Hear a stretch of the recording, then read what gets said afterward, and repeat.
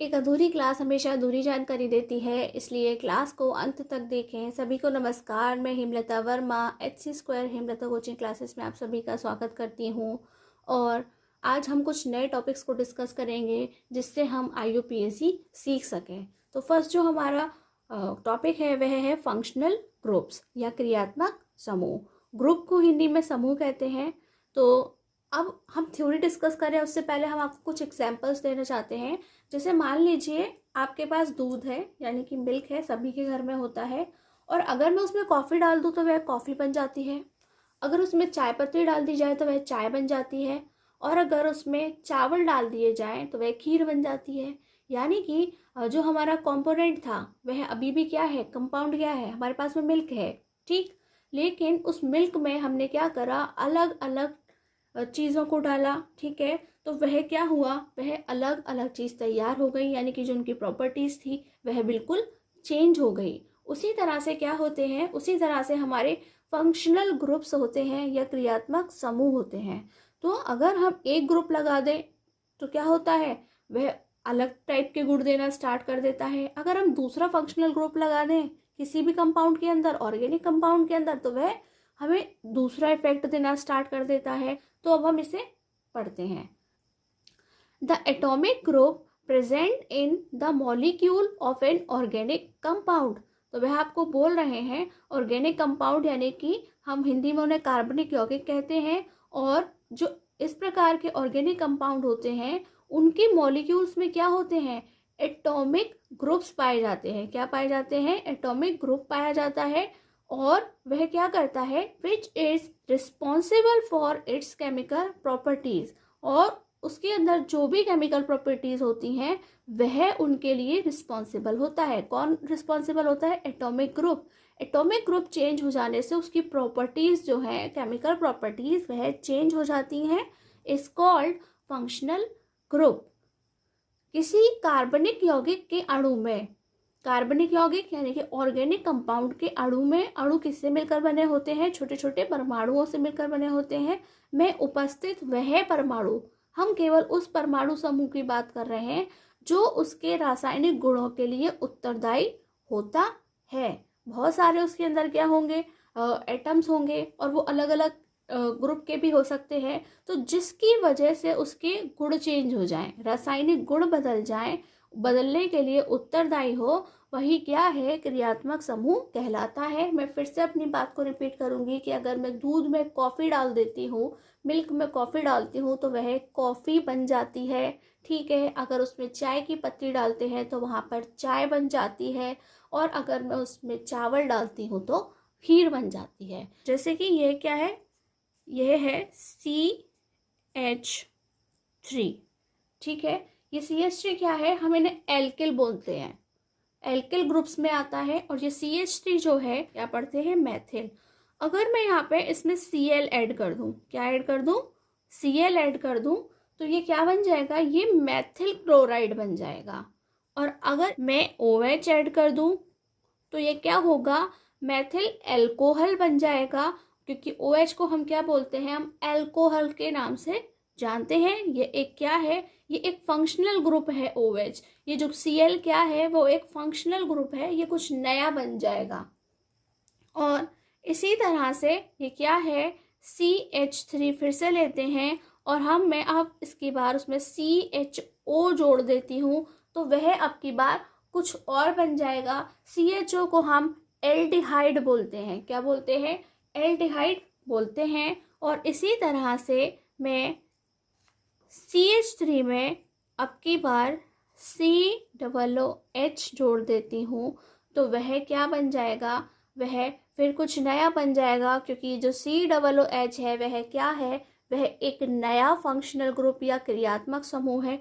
जी किसका है, ये एसिड का है, बॉक्सिलिक एसिड के नाम से इसे हम जानते हैं। और ये क्या बन जाएगा, एसिटिक एसिड बन जाएगा। तो आपने देखा हर बार जो हमारा क्या था, हर बार हमारे पास में CH3 CH3 CH3 बिल्कुल फिक्स था। और हर बार उसके अंदर हमने एक फंक्शनल ग्रुप को ऐड कर दिया, नया फंक्शनल ग्रुप, Cl लगा दिया, OH लगा दिया, CHO लगा दिया, COOH लगा दिया। तो क्या हुआ, वह पूरे के पूरे ही क्या हुए, चेंज हो गए, उनकी जो प्रॉपर्टीज़ थी, रासायनिक गुण थे, वह बिल्कुल बदल गए। तो वही हमारा क्रियात्मक समूह या फंक्शनल ग्रुप कहलाता है, जिसकी वजह से हमारा जो ऑर्गेनिक कंपाउंड है, कार्बनिक यौगिक है, उसके सारे रासायनिक गुण बदल जाते हैं या केमिकल प्रॉपर्टीज़ बदल जाती हैं। इसी तरह से हमारे पास काफ़ी फंक्शनल ग्रुप्स हैं जो हमें याद करने हैं, हमें उनका नाम याद करना है। जैसे अभी से पहले आपको नहीं पता था कि ये सभी क्या हैं, फंक्शनल ग्रुप्स हैं। तो अब हमने आपके लिए एक टेबल तैयार की है जहाँ से आपको फंक्शनल ग्रुप्स को उनके नाम और उनके फॉर्मूला के साथ में याद करना है। उसके बिना हम IUPAC नेम नहीं लिख सकते हैं। देखते हैं कि है क्लास ऑफ कंपाउंड्स, यानी कि यौगिकों की श्रेणियाँ, और यानी कि जो भी हमारे पास चीज़ें होंगी जो नई बन के तैयार हो रही हैं। और वह क्या है, फंक्शनल ग्रुप्स, क्रियात्मक समूह। तो ये उनके एक तरीके से फॉर्मूला है, ठीक है, और ये उनके नाम हैं कि वह किसके अंतर्गत आती है या उन्हें क्या कहा जाता है। तो फर्स्ट है हमारा हाइड्रोकार्बन। हिंदी और इंग्लिश दोनों में ही लिस्ट को लिखा गया है, आपको जिसमें सुविधा है आप उसमें ही बनाइएगा। आप दोनों लिखना चाहते हैं आप दोनों ही लिख सकते हैं। हाइड्रोकार्बन सैचुरेटेड यानी कि संतृप्त और अनसैचुरेटेड यानी कि असंतृप्त। हम आपको ऑलरेडी पढ़ा चुके हैं कि हाइड्रोकार्बन्स 2 टाइप्स के होते हैं, वह सैचुरेटेड होते हैं और अनसैचुरेटेड होते हैं, या हम कहेंगे कि वह संतृप्त और असंतृप्त 2 प्रकार के होते हैं। तो आपको पिछली क्लासेस से याद होगा कि जो संतृप्त हाइड्रोकार्बन्स होते हैं, सैचुरेटेड हाइड्रोकार्बन्स होते हैं, वह किससे जुड़ते हैं, वह सिंगल बॉन्ड से जुड़ते हैं। तो आपको याद रखना है कि जो सैचुरेटेड हाइड्रोकार्बन्स हैं उनका फंक्शनल ग्रुप क्या है, वह सिंगल बॉन्ड है, यानी कि हमें वहाँ पे सिंगल बॉन्ड से चीज़ें अटैच दिखाई देंगी, ठीक है। और वहाँ पे इसके अलावा जो हाइड्रोकार्बन है यानी कि कार्बन और हाइड्रोजन के अलावा वहाँ सिर्फ आपको सिंगल बॉन्ड दिखाई देगा। तो आप समझ जाएंगे कि वहाँ पे क्या है, सैचुरेटेड या संतृप्त हाइड्रोकार्बन होता है। सेकेंड हमारा होता है अनसैचुरेटेड या असंतृप्त हाइड्रोकार्बन। तो आपको याद होगा वहाँ पर डबल और ट्रिपल बॉन्ड बनते हैं। तो आपने देखा कि जो डबल बॉन्ड है, कार्बन की वैलेंसी कितनी होती है, 4 होती है। तो ये जो डबल बॉन्ड है इसने कार्बन की 2 वैलेंसीज को पूरा कर दिया है, संयोजकता को पूरा कर दिया है। और बचे हुए 2 कहाँ जुड़ेंगे, यहाँ और यहाँ, यहाँ और यहाँ जुड़ेंगे। तो अगर आप किसी में देखेंगे, अगर आप किसी चेन में देखेंगे तो आपको नज़र आ जाए कि वहाँ डबल बॉन्ड बना हुआ है, तो आपको याद रखना है कि वह किसके अंतर्गत आता है, वह अनसैचुरेटेड या असंतृप्त हाइड्रोकार्बन के अंतर्गत आता है। इसी तरह से ये हमारा ट्रिपल बॉन्ड है जहाँ पर कार्बन ने, दोनों कार्बन्स ने एक दूसरे के साथ में मिलकर के ट्रिपल बॉन्ड बनाया है या त्रिकबंध बनाया है, जिसकी वजह से इनकी 3 बैलेंसीज या संयोजकता जो है वह पूरी हो गई हैं। और यहाँ पर हमने एक एक स्पेस, एक एक लाइन खाली छोड़ी है, वहाँ पर हम नए नए चीज़ों को ऐड करेंगे। एल्किल ग्रुप्स को ऐड कर सकते हैं या फंक्शनल ग्रुप को ऐड कर सकते हैं। और एक कंडीशन आपको याद रखनी है कि जो संतृप्त या सैचुरेटेड है वहाँ पर कोई लिमिट नहीं है, कितने भी कार्बन एटम्स हो सकते हैं, एक भी हो सकता है, अनेक भी हो सकते हैं। लेकिन जो हमारे अनसैचुरेटेड हैं वहाँ पर एटलीस्ट 2 होने चाहिए, 2 कार्बन एटम्स होने ही चाहिए। वहाँ एक होगा तो वहाँ पे डबल बॉन्ड या ट्रिपल बॉन्ड नहीं बन सकता है। तो आपको पहचान करनी है हमारे सिंगल बॉन्ड, डबल बॉन्ड और ट्रिपल बॉन्ड से कि वह कौन सी जो क्लास है उसके अंदर आते हैं। आपको याद रखना होगा कि सैचुरेटेड है और ये अनसैचुरेटेड होते हैं। नेक्स्ट है हमारा कार्बोक्सिलिक एसिड, यानी कि कार्बोक्सिलिक अम्ल। एसिड को अम्ल कहते हैं, ठीक है। और वह किस नाम से जाना जाता है, वह जो उसका फंक्शनल ग्रुप है वह COOH के नाम से जाना जाता है। और यहाँ मैंने एक सिंगल लाइन को ड्रॉ किया है, यानी कि वह सिंगल बॉन्ड से अटैच किया जाएगा। तो आपको अच्छे से याद रखना है कि कार्बोक्सिलिक एसिड हम किसे बोलते हैं या कार्बोक्सिलिक अम्ल COOH ग्रुप को बोलते हैं। आपको ये फॉर्मूला और ये नाम दोनों को साथ साथ में याद करके तैयार करना है, तभी हम IUPAC नेम्स लिख सकते हैं। नेक्स्ट है हमारा एल्कोहल्स, हिंदी में हम एल्कोहल ही बोलते हैं। और यह है, इसका जो फंक्शनल ग्रुप है वह क्या है, OH है और ये भी सिंगल बॉन्ड से जोड़ा जाता है। तो ये आपको अच्छी तरह से याद करने हैं कि एल्कोहल अगर कहीं लिखा है तो हम उसे कैसे पहचानेंगे, वहाँ पर OH लिखा हुआ होगा। नेक्स्ट है हमारा एल्डिहाइड। एल्डिहाइड्स को ही हम हिंदी में एल्डिहाइड बोलते हैं और ये इसका जो फंक्शनल ग्रुप है या क्रियात्मक समूह है उसे क्या कहते हैं, CHO कहते हैं और उसे भी हम सिंगल बॉन्ड से अटैच करते हैं। नेक्स्ट है हमारा कीटोन और वह क्या है, ये CO को हम कीटोन बोलते हैं। ये CO एक साथ भी लिखे हुए मिल सकते हैं और या फिर उनके बीच में डबल बॉन्ड भी लिखा हुआ हो सकता है, क्योंकि जो हमारा O है वह क्या बनाता है, ऑक्सीजन क्या बनाता है, वह डबल बॉन्ड बनाता है। और हमारे कार्बन की तो 4 वैलेंसी होती हैं तो वह 2 वैलेंसीज तो अपनी ऑक्सीजन से पूरी कर लेता है और ये जो 2 जगह बची हैं इन पे हमें फिल करना होता है, अपनी वैलेंसीज को पूरा करना होता है। तो आपको अच्छे से याद रखना है कि ये जो हमारा कीटोन है हम उसे CO के नाम से जानते हैं। नेक्स्ट है ईथर। ईथर जो है वो सिर्फ O लगा होता है, ठीक है, O होता है और उसकी बैलेंसी क्या होती है, 2 होती है, इसलिए यहाँ पे 2 ये हमारे सिंगल बॉन्ड्स लगे हुए हैं। और ये R क्या होता है, R मीन्स अभी आप सिर्फ इतना ही जाने कि R हम रेडिकल को बोलते हैं और रेडिकल का मतलब है कि वहाँ पर कुछ और जुड़ने वाला है। तो रेडिकल्स क्या होते हैं इन्हें भी हम आपको आगे इसी क्लास के अंदर बताएंगे या फिर हम इन्हें एल्किल्स के नाम से भी जानते हैं, हम आगे आपको डिस्कस करेंगे। तो आपको याद रखना है कि अगर सिर्फ O ऐड हो रहा है तो वह क्या है, वह ईथर है। हम कौन से ग्रुप की बात कर रहे हैं, हम ईथर की बात कर रहे हैं, हम उसे O से जानते हैं। और नेक्स्ट है हमारा एस्टर। एस्टर्स उसे हम COOR के नाम से जानते हैं। ये R वही है जो हमने अभी ऊपर देखा था, तो कहीं आपको COOR लिखा मिलता है या R की जगह कुछ और लिखा मिलेगा, एक साथ में COO लिखे होंगे, तो आपको याद करना है कि वह क्या है, वह एस्टर्स होते हैं। और नेक्स्ट है हमारा नाइट्रो कंपाउंड्स यानी कि नाइट्रो यौगिक, जिसे हम किस नाम से जानते हैं, NO2। यानी कि ये जो नाइट्रो कंपाउंड है वह उसका फंक्शनल ग्रुप क्या है, क्रियात्मक समूह क्या है, NO2 है और वह सिंगल बॉन्ड से अटैच हो रहा है। नेक्स्ट है हमारा एमीन्स यानी कि एमीन और हम उसे NH2 के नाम से जानते हैं। ये सभी आपको इनके नाम और इनके फंक्शनल ग्रुप का जो फॉर्मूला है उनके साथ में याद करना है, तभी आप अपनी चेन के अंदर लिखे हुए को पहचानेंगे और पहचानने के बाद ही आप उसका नाम लिख सकते हैं। यह है एमाइड्स, हिंदी में हम इसे एमाइड कहेंगे और ये है CONH2। ये CONH2 के नाम से जाना जाता है, इसका फंक्शनल ग्रुप क्या है, CONH2 है। नेक्स्ट है और लास्ट है हेलोजन्स यानी कि हेलोजन। और ये हेलोजन क्या है, ये हेलोजन फैमिली है जिसके अंदर हमने Cl, Br और I, इसके अलावा F भी है। F means fluorine, Cl means chlorine, Br means bromine और I मीन्स आयोडीन। ये सभी जो हैं ये हेलोजन फैमिली का हिस्सा है, इसीलिए हम इन्हें हेलोजन्स लिख रहे हैं। तो आपको याद करना है कि चाहे क्लोरीन लिखा हो चेन के अंदर, ब्रोमीन लिखा हो, आयोडीन लिखा हो या फ्लोरीन लिखा हो, तो वह क्या है, वह हेलोजन्स होते हैं या फिर वह हेलोजन कहलाते हैं। तो आज की ये जो हमारी टेबल है, जो फंक्शनल ग्रुप्स की जो टेबल है, इसे आज ही याद करें, लिख करके प्रैक्टिस करें, क्योंकि हम इसके बिना IUPAC नेम्स को लिखना नहीं सीख सकते हैं।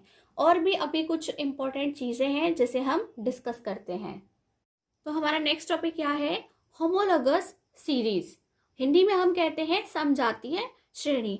तो हम इसकी थ्योरी डिस्कस नहीं करते हैं, पहले हम कुछ समझते हैं कि जैसे आपने बचपन में सीरीज बनाना सीखा था। इनफैक्ट बच्चे को फर्स्ट क्लास से ही सीरीज बनाना सिखाया जाता है, तो वहाँ लिखा होता है 2, 4, 6, तो बच्चा समझ जाता है कि उसे आगे क्या लिखना है, उसे 10 लिखना है, 8 लिखना है, 10 लिखना है, 12 लिखना है। तो उसे इस तरह से अपनी सीरीज को पूरा करना है, या फिर उसमें लिखा है 5 लिखा है, 10 लिखा है, 15 लिखा है, वह बच्चा समझ जाता है कि अब उसे 5 के गैप पर नेक्स्ट अपने आप को क्या लिखना है, 20 लिखना है, 25 लिखना है। तो उसी तरह से यहाँ पर भी क्या बन रही है, सीरीज बन रही है। सीरीज को हिंदी में हम श्रेणी कहते हैं। तो उसे हम किस तरह से बनाएंगे, वहाँ पर तो हमने गैप्स ले लिया, 2 का था, 5 का था, 4 का था, लेकिन जो हमारी होमोलोगस सीरीज होती हैं या हमारी समजातीय श्रेणी होती हैं, वह कैसे बनाई जाती हैं। समजातीय की जगह यहाँ पे सजातीय भी लिखा हुआ मिल सकता है, तो ध्यान रखिएगा। Such series of compounds in which there is a difference of CH2 in the molecular formula of two adjacent members are called homologous series. यानी कि ऐसी सीरीज जिसमें बार बार CH2 का डिफरेंस आ रहा हो, यानी कि हर बार एक C बढ़ जाता हो और 2 H बढ़ जाते हो, ऐसी सीरीज को क्या कहा जाता है, होमोलोगस सीरीज बन जाती है। और the members of a homologous series are called homologous, और इस सीरीज के मेंबर्स को होमोलोगस कहा जाता है। जैसे कि मेथेन और एथेन। देखिए मेथेन के जस्ट बाद में एथेन आता है। मेथेन का फॉर्मूला क्या होता है, वह CH4 होता है, और यहाँ पे हमें एक C बढ़ाना है तो C2 हो जाएंगे, और H हमें 2 बढ़ाने हैं तो H यहाँ पे 4 की जगह 6 हो जाएंगे। उसे ही हम क्या कह रहे हैं, मेथेन, और ये एथेन, और इसी को हम बोल रहे हैं होमोलोगस सीरीज। ये उसके एग्जाम्पल है। अभी हम आपको डिटेल में और भी सीरीज बना करके दिखाएंगे। नेक्स्ट है हमारा यौगिकों की ऐसी श्रेणियां जिनमें 2 निकटवर्ती सदस्यों के अणु सूत्रों में CH2 का अंतर होता है।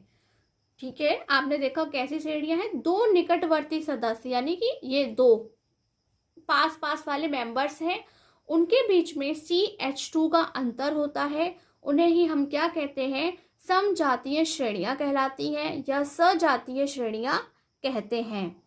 किसी सजातीय या समजातीय श्रेणी के सदस्य समजातीय या सजातीय कहलाते हैं, और इन्हीं के जो मेंबर्स हैं उन्हें क्यों हम क्या कहेंगे, सजातीय या समजातीय कहते हैं। और उदाहरण में हमने फिर से लिखा है मेथेन और एथेन। चलिए हम इसे अब थोड़ा और डिस्कस करते हैं। ये देखिए, माना कि हमने जो हमारा सबसे पहले या सबसे छोटा जो कार्बन से बना हुआ ऑर्गेनिक कंपाउंड है या कार्बनिक यौगिक है, वह क्या है, मेथेन है, जहाँ पे क्या है, ओनली 1 C ही है। इसका नाम लिख लेते हैं हम, इसे हम मेथेन कहते हैं।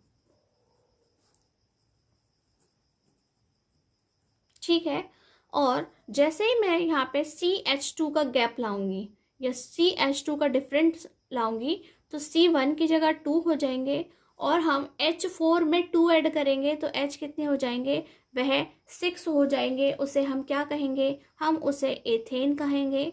ठीक है, वह क्या बन जाएगा, वह एथेन बन जाएगा।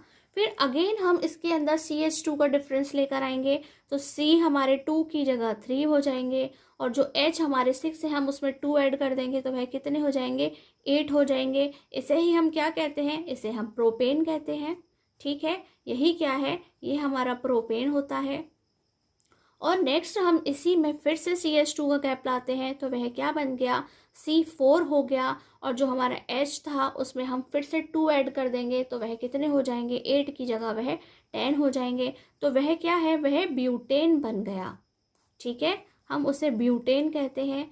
तो आपने देखा कि किस तरह से हमारी सीरीज तैयार हो रही है। इसे ही हम क्या कहते हैं, होमोलोगस सीरीज कहते हैं, या हिंदी में हम उसे समजातीय या सजातीय श्रेणी कहते हैं, जिनमें एक जैसा गैप पाया जाता है। इसके अलावा हम और सीरीज बनाते हैं, तो देखिए हम लेते हैं C2H4 लेते हैं। इसे हम क्या कहते हैं, इसे हम एथिलीन के नाम से जानते हैं। किसके नाम से जानते हैं, हम उसे एथिलीन के नाम से जानते हैं। और देखिए हमने यहाँ पे क्या लिया है, 2 कार्बन एटम्स लिए हैं, क्योंकि यह डबल बॉन्ड बनाते हैं, इसलिए यह एक कार्बन एटम से नहीं बन सकते हैं। और अगर हम इसकी भी सीरीज आगे बनाएंगे तो वह कैसे बनाएंगे, हम यहाँ पे एक C बढ़ा देंगे और 2H का गैप ले आएंगे, यानी कि H अभी 4 हैं लेकिन अब कितने हो जाएंगे, वह 6 हो जाएंगे। उसे हम क्या कहते हैं, उसे हम प्रोपेलीन कहते हैं। क्या कहते हैं? प्रोपेलीन कहते हैं। और इसी तरह से हम और आगे बढ़ाएं तो वह C4H8 में कन्वर्ट हो जाएगा, C5H10 में कन्वर्ट हो जाएगा और हमारी सीरीज़ तैयार होती जाएगी। तो ये अपने आप में एक सीरीज़ थी, ये अपने आप में एक सीरीज़ है, या फिर यहाँ पर कोई फंक्शनल ग्रुप भी हो सकता है। क्या हो सकता है? कोई फंक्शनल ग्रुप भी जोड़ करके बनाई जा सकती हैं। मैं आपको एक बना के दिखाती हूँ। चलिए देखते हैं। ये है हमारा CH3OH। अभी जब हमने आपको फंक्शनल ग्रुप बताए थे, पढ़ाए थे, तब हमने बताया था कि अगर हम मैथिल में OH जोड़ दें तो वह क्या बन जाएगा? मैथिल एल्कोहल बन जाएगा। क्या बनेगा? मैथिल एल्कोहल। तो आपके सामने इस तरह की भी एक सीरीज हो सकती है जहाँ पर हम फिर से C और H में CH2 का डिफरेंस लेकर के आएंगे। तो C अभी 1 था, वह 2 हो जाएंगे। H अभी 3 थे तो उसमें 2 ऐड करके वह 5 हो जाएंगे और फिर से हम OH लगा देंगे। तो हम इसे क्या कहते हैं? इसे हम कहते हैं मैथिल एल्कोहल। क्या कहते हैं? मैथिल एल्कोहल कहते हैं। और इसे हम क्या कहते हैं? इसे हम एथिल एल्कोहल कहते हैं। तो आप कितनी आसानी से याद रख सकते हैं कि यह क्या है। हम यहाँ पर भी कोई और ग्रुप भी ऐड हो सकता है, तब भी वह क्या कहलाएगा? होमोलोगस सीरीज कहलाएगी, क्योंकि वहाँ जो डिफरेंस है वो CH2 का ही आएगा और एक बार और हर बार एक नई सीरीज बनाएगा। तो देखिए, हम आपके लिए कुछ होमोलोगस सीरीज को एक टेबल में कन्वर्ट कर कर लेकर आए हैं, जो कि काफ़ी इम्पोर्टेंट है, जिसके विषय में एग्जाम्स में डिटेल में पूछा जाता है। तो हम इसे टेबल के ज़रिए ही काफ़ी डिटेल इसके बारे में जान सकते हैं। तो ये हमने अपना ये कुछ लिखा है, वह क्या है? होमोलोगस सीरीज, यानी कि हिंदी में हम उसे समजातीय श्रेणी कहते हैं। सम मेंबर्स ऑफ सीरीज, श्रेणी के कुछ सदस्य जिनको हमने लिख करके भी दिखाया है। और वह सीरीज कैसे तैयार होती है? जनरल फॉर्मूला, उसका सामान्य सूत्र भी लिखा है। और जो फंक्शनल ग्रुप है उसमें क्या अटैच हुआ है हम वो भी लिखते हैं। तो आपको याद है सबसे पहले क्या है? सबसे पहला नाम है एल्केन्स। क्या है? एल्केन है। और एल्केन्स को हम दूसरे नाम से क्या जानते हैं? हम उसे पैराफिन्स के नाम से जानते हैं। तो एग्जाम में पूछा जाता है कि व्हाट इज एल्केन, एल्केन क्या होते हैं, उनके एग्जाम्पल्स बताइए। तो हमें डिटेल में बताना होता है कि जो एल्केन्स होते हैं वह पैराफिन्स के नाम से भी जाने जाते हैं। और हिंदी में हम कहेंगे एल्केन हमारे पैराफिन के नाम से जाने जाते हैं। और वह क्या होता है? वह सिंगल बॉन्ड यानी कि एकल बंध बनाते हैं। और उनका जो फॉर्मूला होता है बनाने के लिए, ये बिल्कुल फिक्स्ड फॉर्मूला है, CnH2n+2। तो जैसे ही मैं n की जगह कोई भी नंबर लिखती हूँ, जैसे मैं 1 लिखती हूँ, तो ये क्या होगा? ये हो जाएगा C1। और ये जो हमारा H है उसमें भी हम क्या लिखेंगे? n की जगह 1। तो वह क्या बन जाएगा? C1। और ये 2 1 ज़ा 2, यानी कि 2 1 कम 2 और 2 मिला करके 4। तो वो हो गया हमारा CH4। तो क्या बन गया? मीथेन बन गया। ऐसे ही अगर मैं इसकी जगह 2 लिखूंगी तो वह क्या बन जाएगा? C2H6 बन जाएगा। अगर मैं n की जगह 3 लिखूंगी तो वह C3H8 बन जाएगा। तो आपको वहाँ पे सब कुछ बताना है। ये भी बताना है कि हम उन्हें पैराफिन्स के नाम से जानते हैं और वह किससे मिलकर बने होते हैं? वह कार्बन और हाइड्रोजन से मिलकर बने होते हैं। और वहाँ पे क्या होता है? वहाँ फंक्शनल ग्रुप में क्या होता है? केवल वह एकल बंध से, सिंगल बॉन्ड से जुड़े हुए होते हैं। और उनको जो बनाने का फॉर्मूला है वह CnH2n+2 होता है। और एग्जाम्पल के तौर पर आप उनको लिख करके आएंगे। इसी प्रकार से क्या है? उसी प्रकार से हमारे पास है एल्कीन्स। क्या है? एल्कीन्स। और हिंदी में क्या कहेंगे? एल्कीन। और इनको हम किस नाम से जानते हैं? ओलिफिन्स। क्या कहते हैं इन्हें? ओलिफिन कहते हैं। और दूसरा नाम इनका ओलिफिन है, आप यही बताएंगे। और यह क्या, कौन सा फंक्शनल ग्रुप से जुड़े हैं? यह क्रियात्मक समूह से। तो आप कहेंगे कि यह द्विबंध बनाते हैं, या क्या कहते हैं, युग्म बंध बनाते हैं, या फिर कहेंगे डबल बॉन्ड बनाते हैं। और इनका जो फॉर्मूला है, जनरल फॉर्मूला है, सामान्य सूत्र है, वह क्या है? CnH2n, यानी कि जितने इसमें C होंगे उसके 2 गुने H होंगे। और n की जगह हम 1 रखते हैं तो क्या हो जाएगा? 1 होता ही नहीं है। क्या होता है, हम उसमें 2 से लिखना स्टार्ट करते हैं। N की जगह हम 2 से लिखना स्टार्ट करते हैं। तो C2 तो H4, C3 तो H6, C4 तो H8, यानी कि डबल हो जाते हैं। तो ये आपको अच्छे से याद करना है, क्योंकि एग्जाम में पूछा जाता है कि एल्केन्स क्या होते हैं या एल्कीन्स क्या होते हैं। और इसी तरह से क्या होते हैं, एल्काइंस होते हैं। क्या होते हैं, एल्काइंस होते हैं। हिंदी में उन्हें हम एल्काइन बोलते हैं। और वह किससे जुड़े हुए होते हैं, कौन सा फंक्शनल ग्रुप है, तो आप कहेंगे वह ट्रिपल बॉन्ड से जुड़े होते हैं, त्रिबंध से जुड़े होते हैं, त्रिकबंध से जुड़े हुए होते हैं। और वहाँ भी एटलीस्ट 2 कार्बन एटम्स होते हैं, यानी कि 2 कार्बन परमाणु ही कम से कम होते हैं। और इन्हें बनाने का जनरल फॉर्मूला या सामान्य सूत्र क्या है, वह CnH2n-2 होता है, जहां हम n की जगह 2 से लिख करके नंबर्स चेंज कर सकते हैं और नए नए जो एल्काइंस होते हैं उन्हें बना के दिखा सकते हैं। जैसे हम 2 लिखेंगे तो हम एक बार लिख के दिखाते हैं। अगर C की जगह हम 2 लिखते हैं तो क्या होगा, H2 × 2 - 2। और जैसे ही हम ऐसे करेंगे 2 2 = 4, 4 में से 2 माइनस किया तो क्या बचा, 2। तो ये हो गया C2H2। तो जो हमारा सबसे छोटा एल्काइन बनेगा वह क्या बनेगा, C2H2। इसे हम क्या कहते हैं, हम इसे एसिटिलीन कहते हैं। इसीलिए यह किस नाम से जाना जाता है, इसका दूसरा नाम है एसिटिलीन्स। हम इन्हें एसिटिलीन्स के नाम से भी जानते हैं। और इसी तरह से हम इनके एग्जाम्पल्स को भी लिख करके दिखाएंगे। नेक्स्ट क्या है, एल्किल।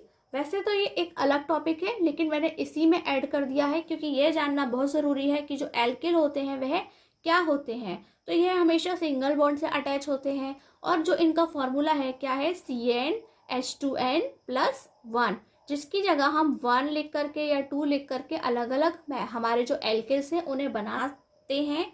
और जैसे कि यहाँ लिखा है CH3, CH3, CH2, ये टुकड़ों में लिखा हुआ है, इसे ही हम क्या बोलेंगे, C2H5।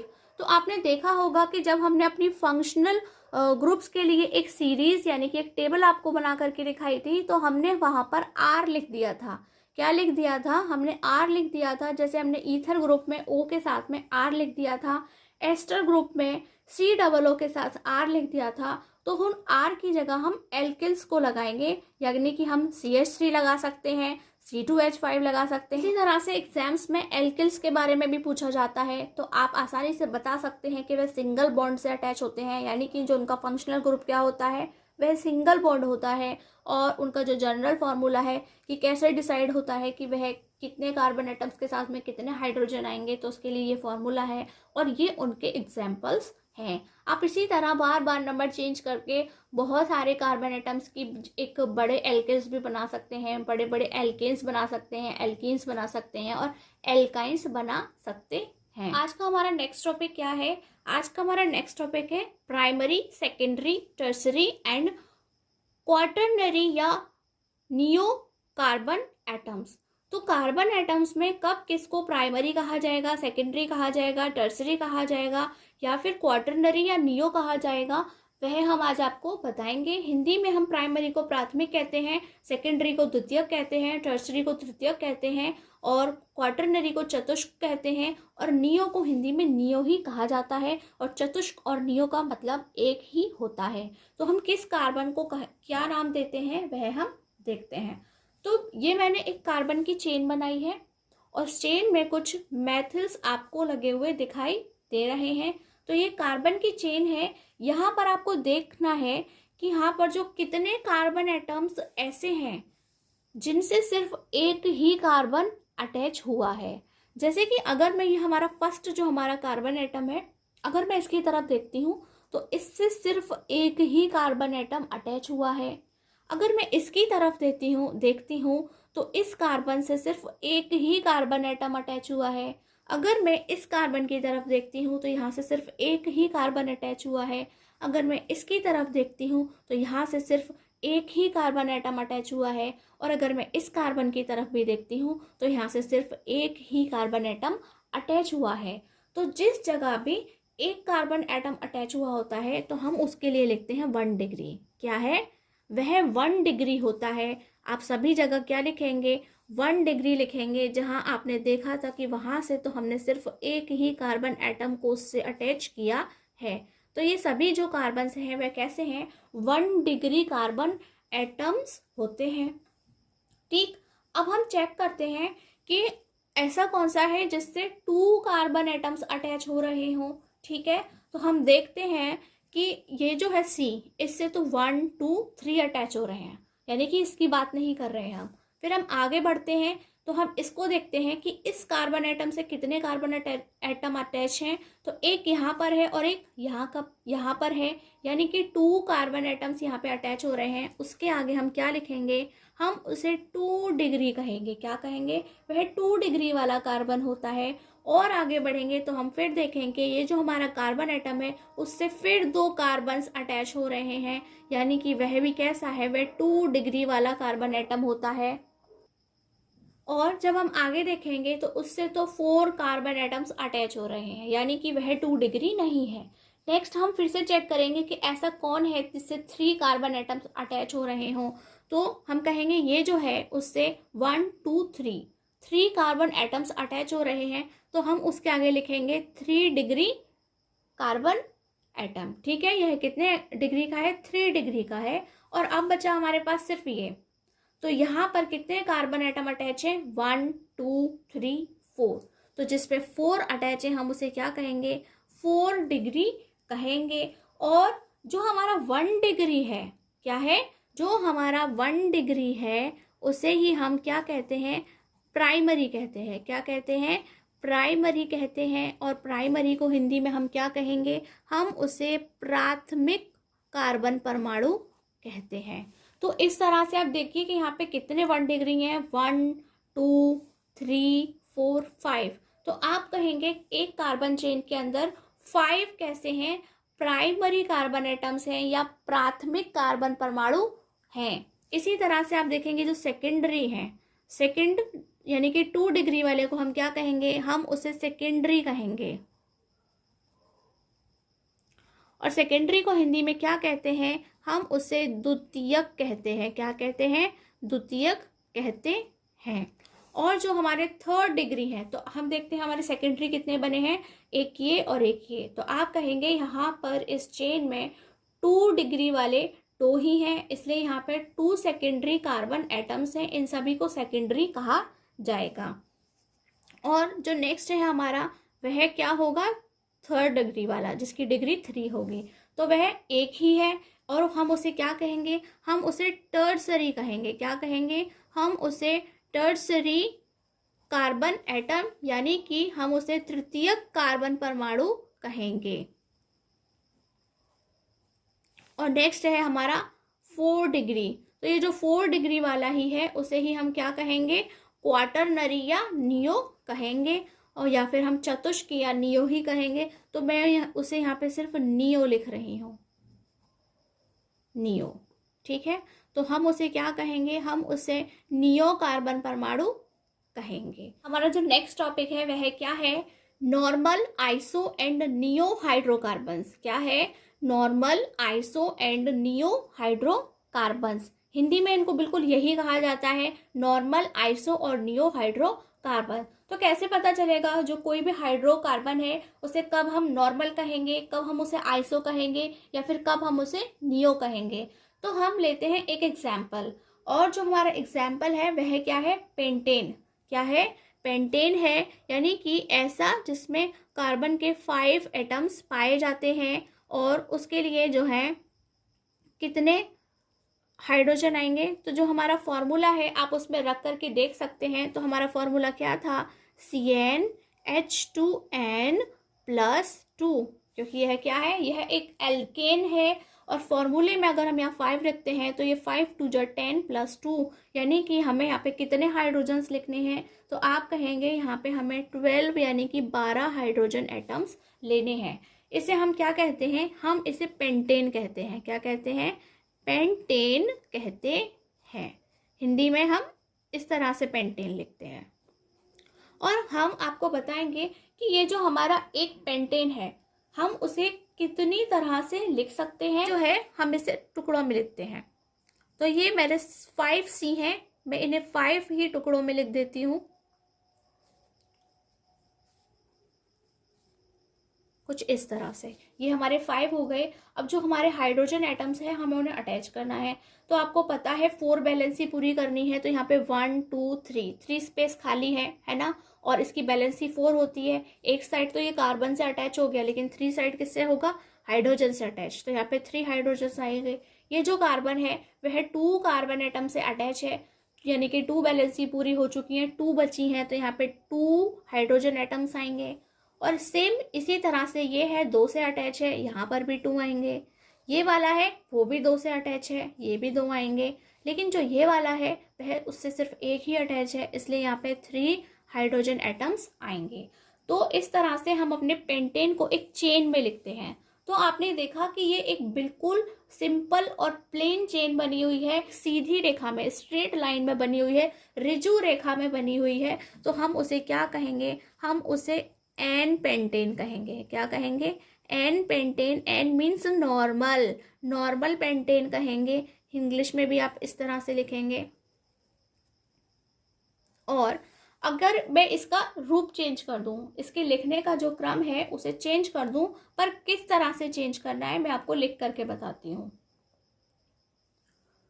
तो देखिए मैंने इसे कुछ इस तरीके से लिख लिया है, लेकिन आपको ध्यान रखना है कि जो कार्बन की चेन है, अगर हम इसे यहाँ से काउंट करते हैं 1 2 3 4, तो यहाँ पे जो 2 नंबर है, तो जो 2 नंबर पे जो हमारा कार्बन एटम है उससे एक नीचे की ओर, क्या, एक नीचे की ओर हमने हमारा एक CH3 को जोड़ रखा है, तो उसे हम क्या कहेंगे, उसे हम आइसो कहेंगे। और अगर मैं यहाँ से गिनती हूँ तो ये 2 नंबर पे नहीं आएगा। अगर हम यहाँ से ही गिनना चाहते हैं तो हम इसकी जगह यहाँ पे CH3 को ऐड करेंगे, ताकि यहाँ से गिनने पे 1 के बाद वह 2 आए। लेकिन हमेशा गिना कहाँ से जाता है, जहाँ से कोई ब्रांच निकली हुई हो, ठीक है, जहाँ से कोई शाखा निकली हुई हो चेन के अंदर, वहीं से काउंट किया जाता है। तो वह क्या है, 1 2। तो अगर किसी चेन के अंदर जो हमारा सेकंड नंबर का जो कार्बन एटम है उससे एक ब्रांच निकल आए, और उसकी वजह से क्या हो, हमारा जो पेंटेन है या जो भी है उसका स्ट्रक्चर चेंज हो जाए, तो हम उसे क्या कहेंगे, हम उसे आइसो, क्या कहेंगे, आइसोपेंटेन कहेंगे। क्या कहेंगे, आइसोपेंटेन कहेंगे। और हिंदी में भी इसको आइसोपेंटेन ही लिखेंगे, ठीक। और इसी तरह से अब बचा हमारा नियो। तो अब हमें क्या देखना है कि आपने देखा यहाँ पर तो सेकंड नंबर वाले से एक ब्रांच निकली हुई थी, ठीक है। तो अब जो नियो है उसमें क्या चेंज आएगा, जिसकी वजह से वह नियो हाइड्रोकार्बन बन जाएगा या नियो पेंटेन बन जाएगा। चलिए, तो हमने इसे एक और तरीके से लिख लिए। ये अभी भी 5 कार्बन एटम्स हैं, अभी भी ये 12 हाइड्रोजन एटम्स हैं, यानी कि 5 कार्बन परमाणु और 12 हाइड्रोजन परमाणुओं से मिलकर बना है। अभी भी ये पेंटेन है, लेकिन जो इसका स्ट्रक्चर है, संरचना है, वह चेंज हो गई है। वो जो चेंज है वह किस तरीके का है कि अगर आप देखते हैं कि ये जो हमारी चेन है, चाहे आप इसे अपनी चेन समझें, चाहे आप इसे अपनी चेन समझें, तो आप काउंटिंग करके देखेंगे कि जो हमारा सेकंड वाला कार्बन एटम है, यानी कि कार्बन परमाणु है जो दूसरे नंबर पर चेन में जुड़ा हुआ है, वह कौन सा है। अगर आप यहाँ से काउंट करते हैं तो ये फर्स्ट के बाद सेकंड, यही कार्बन एटम है। अगर आप यहाँ से काउंट करते हैं फर्स्ट के बाद सेकंड, तो यही सेकंड कार्बन एटम है। और अगर आपकी चेन ये है तो ये फर्स्ट के बाद सेकंड नंबर पे ही आता है। और अगर आप यहाँ से गिनते हैं तो ये फर्स्ट के बाद सेकंड नंबर पे आता है। तो आप क्या कहेंगे कि अगर किसी चेन के अंदर जो हमारा सेकंड नंबर का कार्बन एटम होता है उसके अंदर 2 ब्रांचेस निकले हुए हों, अगर हमारी चेन ये है तो ब्रांचेस ये होंगे, और अगर हमारी चेन ये है तो ब्रांचेस ये दोनों होंगे, तो उसे ही हम क्या कहेंगे, हम उसे नियो हाइड्रोकार्बन्स कहेंगे, या फिर हम इसे क्या लिखेंगे, हम इसे नियोपेंटेन कहेंगे। क्या कहेंगे, नियोपेंटेन कहेंगे। अगर ये बिल्कुल सिंपल लिखा होगा, इसके कोई ब्रांचेस नहीं है, तो हम उसे नॉर्मल पेंटेन कहेंगे या एन पेंटेन लिखेंगे। और अगर उसका एक ब्रांच है, सेकंड नंबर के कार्बन पर एक ब्रांच निकला हुआ है, तो हम उसे आइसोपेंटेन कहेंगे। और अगर सेकंड नंबर के ब्रांच पर सेकंड नंबर के कार्बन पर 2 ब्रांचेस निकले हुए हैं, तो हम उसे नियोपेंटेन कहेंगे। और हिंदी में भी हम उसे क्या लिखेंगे, उसे हम हिंदी में भी नियोपेंटेन ही कहेंगे और कुछ नहीं कहेंगे। तो इस तरह से हमने हाइड्रोकार्बन्स के बारे में को थोड़ी सी जानकारी और हासिल कर ली है, और आपके एग्जाम्स में ये सब चीज़ें पूछी जाती हैं, स्ट्रक्चर देख करके पूछा जाता है। और आज का हमारा लास्ट टॉपिक है कैटेनेशन। हिंदी में कैटेनेशन को श्रृंखलन कहा जाता है। तो यह क्या है? कार्बन की एक प्रॉपर्टी है। क्या है? कार्बन का एक गुण है जिसे हम कैटेनेशन कहते हैं या श्रृंखलन कहते हैं। तो वह किस प्रकार से है? Carbon has the unique ability, यानी उसके पास में कैसी एबिलिटी है जो किसी और के पास में नहीं है। यूनिक चीजें क्या होती हैं? जो अपने आप में एक ही होती हैं। तो has the unique ability to form bonds with other carbon atoms of carbon, यानी कि उसके पास में एक ऐसी एबिलिटी है जिससे वह दूसरे कार्बन एटम्स से क्या बनाता है? बॉन्ड बनाता है। कार्बन कार्बन से ही बॉन्ड बना रहा है, giving rise to large molecules, यानी कि और वह बहुत सारे मॉलिक्यूल्स को जोड़ करके एक बड़ी चेन में कन्वर्ट कर रहा है। क्या बना रहा है? कि वह बहुत सारे कार्बन्स को अटैच करके लार्ज मॉलिक्यूल बना रहा है, यानी कि बहुत बड़े बड़े उसके अणु बना रहा है। उसे ही हम क्या कहते हैं? This property is called catenation. तो कार्बन की ये जो प्रॉपर्टी है, उसका जो गुण है, उसी को हम क्या कहते हैं? उसे हम कैटेनेशन कहते हैं। यही क्या है? उसकी विशेषता है। ठीक है, उसे ही हम कैटेनेशन कहते हैं। हिंदी में हम कहेंगे कार्बन में कार्बन के ही अन्य परमाणु, यानी कि कार्बन में ही कार्बन के अन्य परमाणुओं के साथ आबंध बनाने की अद्वितीय क्षमता होती है। यानी कि सिर्फ इसी के पास में इतनी अच्छी क्षमता है कि वह कार्बन ही कार्बन के साथ में बंध बनाता है, किसी और के साथ में नहीं बना रहा है। लेकिन किस तरह से? जिससे बड़ी संख्या में अणु बनते हैं। कैसे बनते हैं? बड़े, एक के बाद एक कार्बन, दूसरे के बाद तीसरा, तीसरे के बाद चौथा, और इसी तरह से हम ढेरों कार्बन एटम्स को एक दूसरे के साथ बंध की मदद से जोड़ सकते हैं। इस गुण को ही श्रृंखलन कहते हैं। क्या है? यही गुण क्या है? श्रृंखलन कहलाता है या फिर कैटेनेशन कहलाता है। एक लंबी लंबी चेन, जैसे कि आपने अभी ऊपर देखी, ये 5 कार्बन एटम्स की थी, 10 की हो सकती है, 12 की हो सकती है, और उससे भी ज्यादा की हो सकती है। तो आज की यह क्लास काफी लंबी चली और बहुत सारे इम्पोर्टेंट चीजों को हमने यहाँ पे सीखा, और इन सभी को आपको अच्छे से तैयार करना है। जिन चीज़ों को याद करना है, जिन चीज़ों की लिख कर प्रैक्टिस करनी है, उन सभी को आपको बहुत अच्छे से याद करना है, क्योंकि ये सभी आपको हमारे जो IUPAC नेम है उसे लिखने में हेल्प करेंगे या फिर कार्बन को और अच्छे से समझने में हेल्प करेंगे। तो आज की यह क्लास आपको कैसी लगी हमें ज़रूर बताएं, और यदि यह क्लास आपको अच्छी लगी हो तो प्लीज़ हमारे चैनल को सब्सक्राइब करें, हमारी क्लास को सब्सक्राइब करें, बेल आइकन को प्रेस करें, जिससे आपके पास तुरंत नोटिफिकेशन मिले कि हमने अपनी कोई भी नई क्लास या वीडियो को अपलोड किया है।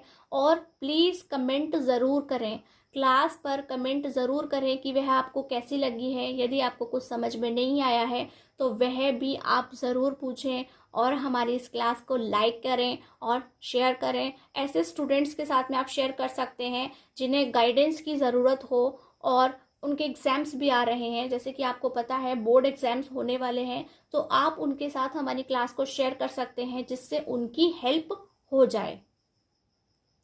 और आज की क्लास में सिर्फ इतना ही। नमस्कार, धन्यवाद।